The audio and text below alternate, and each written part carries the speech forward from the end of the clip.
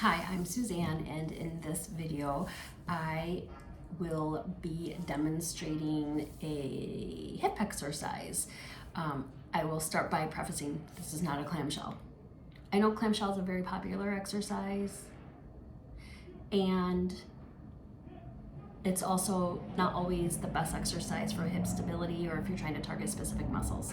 I'm going to leave it at that. There's a whole really fun rabbit hole I can kind of dive down into that, but it's going to look like maybe a partial clamshell. But I almost don't want you to think of clamshell if you're familiar with clamshell exercise, or think of clamshell. I don't know. What does it matter? All right, so for this setup, I am a fist width distance from the wall, the largest part of my buttocks, the width of my fist, and my trunk, if I'm looking head to tail, is parallel, head, shoulders, hips, parallel to the wall. So I'm not angled on the mat where my shoulders are in front of my hips. I want to make sure I'm parallel to the wall. Then I already have my leg in position, so I'm going to place the sole of my heel into the wall at the height of my sit bone. So you can kind of see in the video what that looks like.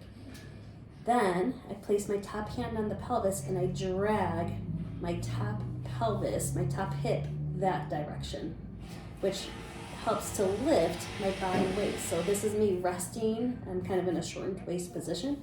Then I drag my top hip away from my shoulder, which creates a little micro mouse house where my waist is on the underside. And already just holding this position, I can feel some fatigue setting in already in these muscles in the back and side of my hip. So this is maybe where you just start, is pressing the sole backwards, the sole of the heel backwards into the wall, and lengthening my top hip away from my shoulder to create a long waist.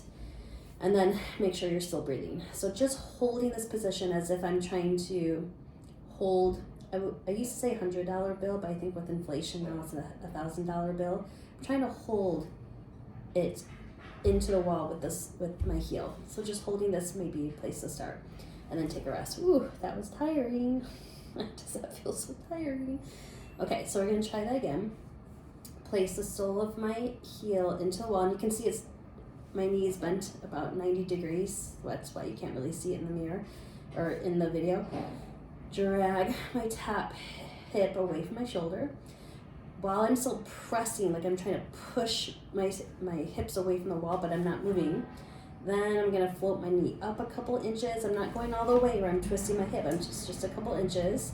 I'm still pressing the heel down and back into the wall as I bring my knee down a couple inches.